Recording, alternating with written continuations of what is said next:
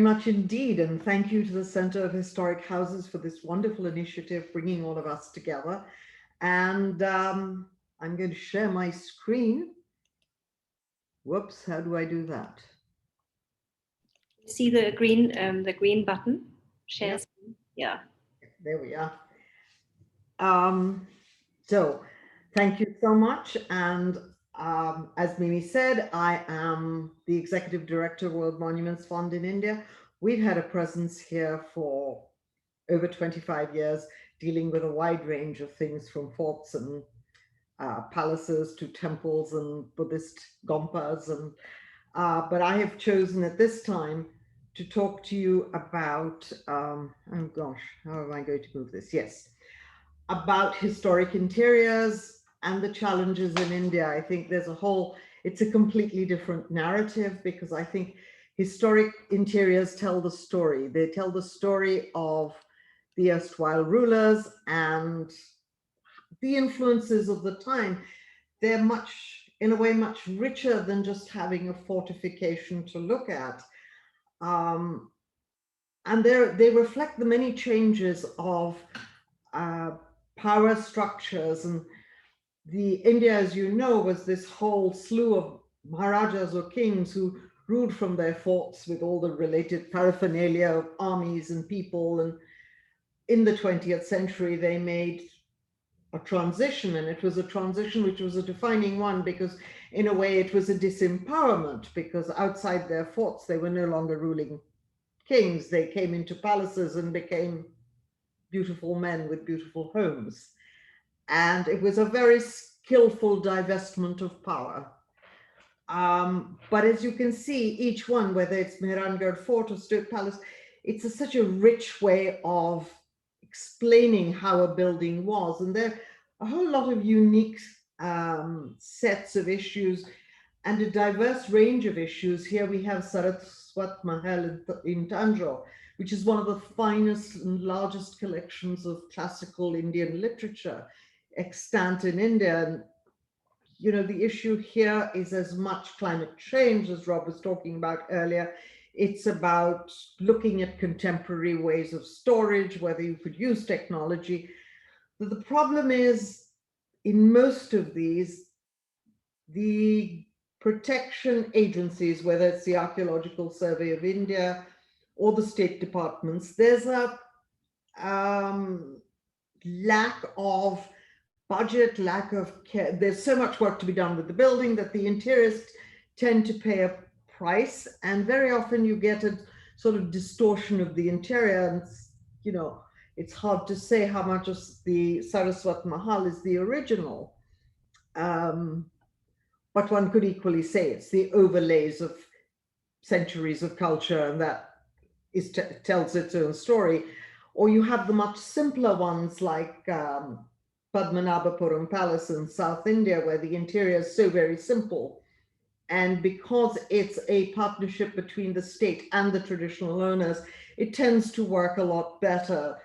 One of the other challenges, I think, apart from climate change and sustainability, is not one of these buildings was designed for the kind of footfalls we see today.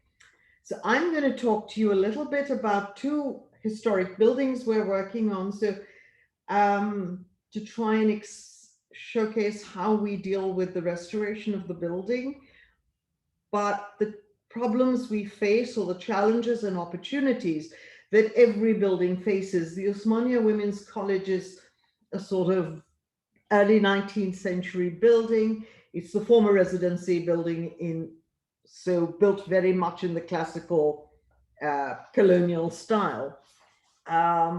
And it's also a statement of it then emerging British power, not quite in complete British power, but an emerging British power in India. So the building had to be larger and bigger than everything.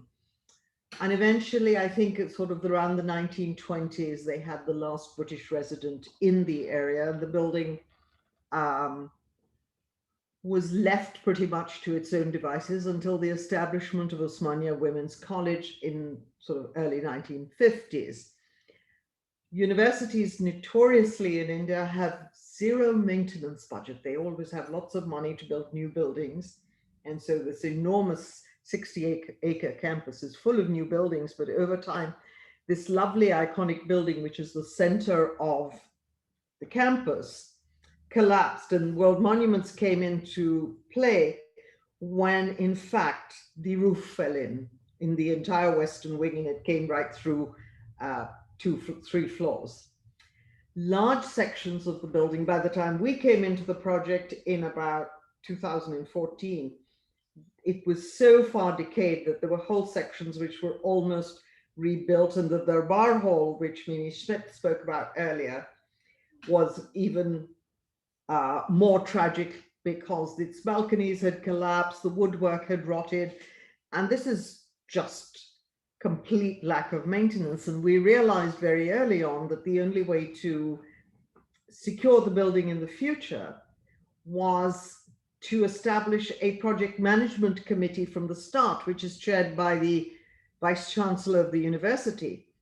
And it is true that these committees are successful as the person in the chair at the time. So over the course of 6 years, we've had some really successful partners, and there are times when it's really, you know, you would be happy to have the next partner in play.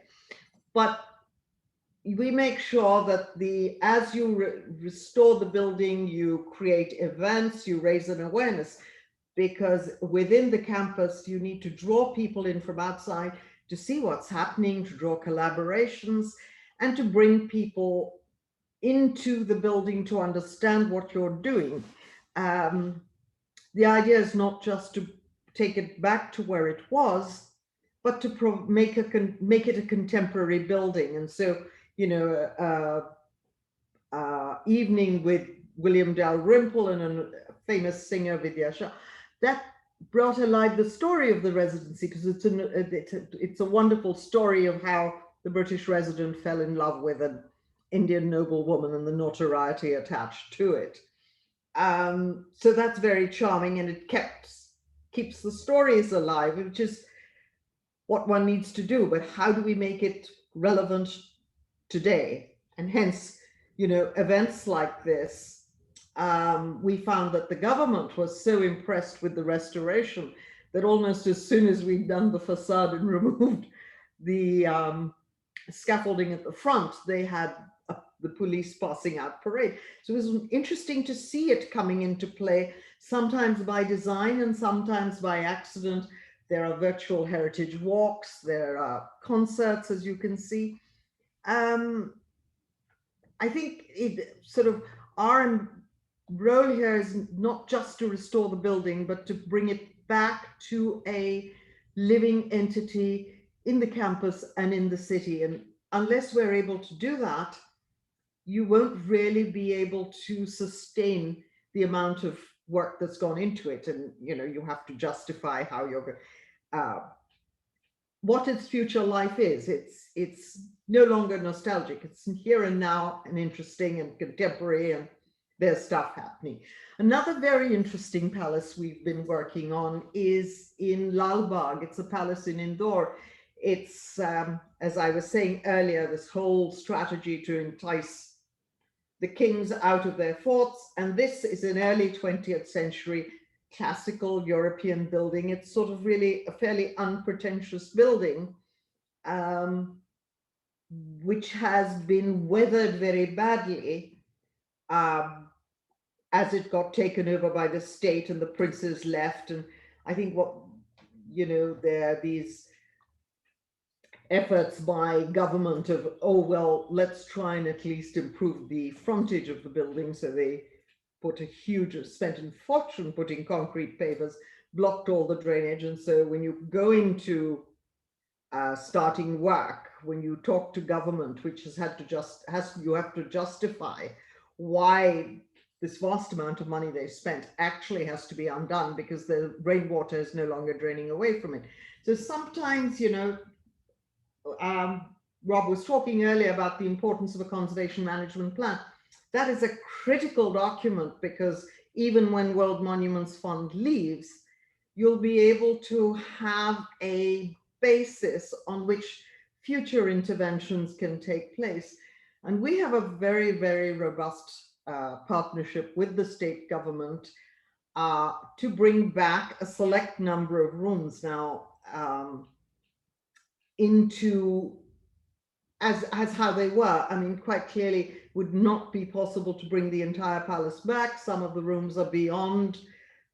We haven't had enough evidence. 1/3 of the building was not so much damaged in fire, but damaged by with water dousing the fire. It's also such an interesting palace because you have a very classical Western dining room. I think it seats some 140 people, and you have an Indian dining room alongside. So, and the kitchens were across the river, so they're catered to this dual life that the kings lived. There was the European lifestyle with trompe l'oeil and gilding and fine dining, and a throne room, no longer a darbar hall. This is now a European throne room with huge amounts of work to be done. There's highly specialized craftsmen that are required to execute the work. Every inch of it is documented. So at any point, anyone can come in and see how what work was done exactly where. And it has been a lot of fun bringing it back. I think one of the most challenging aspects has been the carpeting, where when we went into it, we didn't know whether we would rescue a single carpet. And out of the 6 rooms that we are going to complete, I think 5 rooms, we've rescued the carpeting. There's termite, the woolwork had been completely worn away, the furnishing had been completely worn away.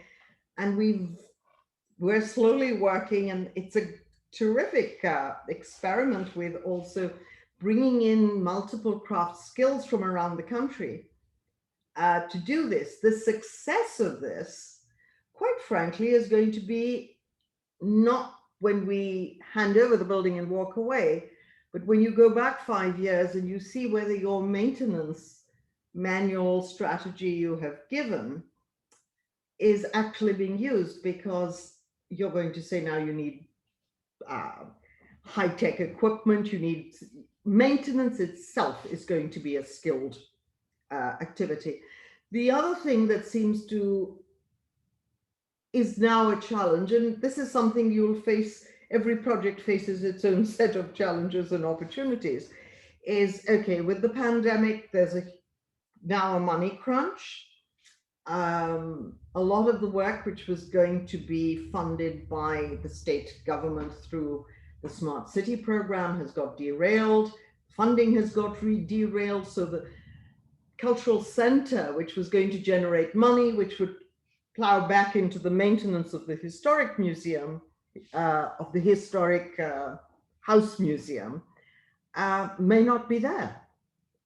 We don't know whether the 1/3 of the building will in fact work. So, and then we gave them plans to redevelop the gardens so that the gardens would become an active space for the community. That would be no longer, perhaps not a classical garden anymore, but a garden returned to the community. So they could use it for jogging and parks and playgrounds and so on, for a certain amount of money, which would also plow back into maintenance. How do you buffer against this? The pandemic has laid us all vulnerable. We have no idea how we're going to be able to sustain all these. And so, you know, finally, you can have the finest plans. We looked at the establishment of a management framework. These are set up, as I said, at the very, very beginning of the project. You work very closely with whoever it is. In one case, it's the Madhya Pradesh government. You know, very, very senior officials lead these discussions because you want financial commitments. If you're going to put in X amount of effort and resources to restore a section of the building, you want to know that 2 years down the road, there is the capacity to sustain it. And so we build that in almost from the outset. There's continuous processes of dialogue. We are very, very particular that there are peer reviews of our restoration work, so that we never are seen to be taking isolated decisions, but also that the stakeholders, and your principal stakeholder is always the owner of the building. So as a non-government agency that is coming into partnership with government to or in the case of Osmania, the university, to restore the building, you need to have these relationships with the various stakeholders built in from the very beginning, because ultimately they are the final end users, and they're the ones who will value, nurture, and protect the site. So for that, that's quite an exercise, because apart from the nationally protected monuments, the state protected or iconic buildings like a university campus, they don't have mechanisms for sustaining conservation work. So this takes quite a lot of effort to plow in at the beginning. So what are the challenges ahead? And as we look across a swath of historic sites in the country, how are we going to engage their future? And, you know, unfortunately, still in India, we often see conservation and restoration as an end in itself and not as a beginning. And the maintenance budgets don't exist. We can build a new building, but it's very hard to garner money or harness funds for maintenance, and it's a big challenge. I think the ones that have really been successful amongst the private houses in India are those that have been large enough and visionary enough to partner with hotels. So they get restored, they modernize, they are repurposed. There's a lot of modernization, but in fact, they are inaccessible to the general public. So you know, it's a very exclusive venture for a very exclusive clientele. I think what becomes much more real are the private trusts. These are viable heritage entities where they make their convert their forts more than their historic houses. So far in India, it's largely been forts, but one should look at historic houses for this, is they convert them into museums, into cultural centers. There's a business model, and there's a regular income from shops, there are cafeterias, and there's very, very high level of management, curatorial skills, and maintenance budgets. So I think there's a lot to be learned. Our projects are at the moment with government, but there's so much to be learned from how the private sector and private owners have stepped up in India and made their properties work for them. And they're really highly valued assets. And we really look to government to have a slightly more modern view, while ensuring that we have access to all. And so government also has to walk this line, whether it's the Archaeological Survey of India or the state departments of archaeology. How do they ensure access? The other problems we face, for instance, is footfalls. None of these buildings are designed for footfalls.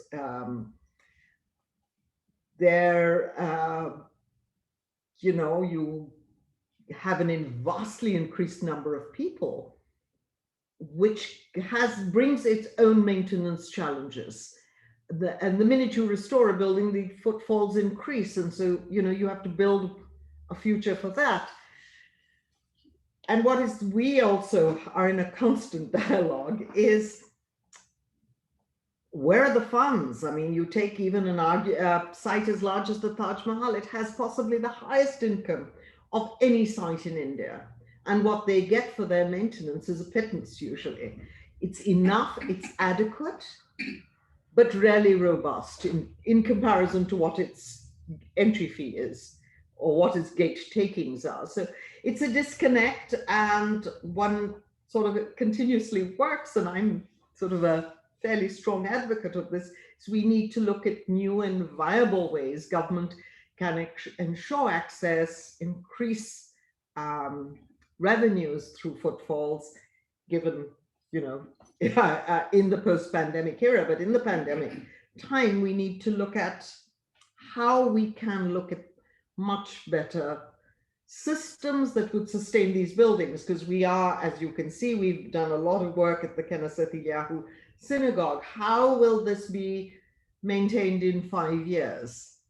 Will it be restored? Will it be maintained as it is? Will there be a temptation to say, oh, well, it's going to take a lot of effort to repaint it as has been done? That's a dialogue we need to keep going with. And overall, I think we have a great commitment to conservation. We need a much greater commitment to maintenance. And in all these historic sites, in my experience, and I'm sure we're going to hear about that from Antoine Wilmering, wall paintings remain the most vulnerable. I think they are the big story in the years ahead. But thank you so much, and thank you so much for letting me share a bit of our work with you. Fantastic, Amita, and of course, highly, highly relevant. And we can also see, I think, from both presentations, how closely related the aspect of conservation is with the aspect of heritage management, of course. The Center for Historic Houses was primarily established with a purpose to find management plans for historic houses in India. And something we are developing now is non-visitor related business models, particularly during the pandemic, which is really interesting. And many of the ASI properties, you pay the entrance fee, but you cannot spend a single rupee on anything else. There is no cafe, there is no shop, nothing, right? So all of this infrastructure is often missing, but we will discuss that later. Thank you so much.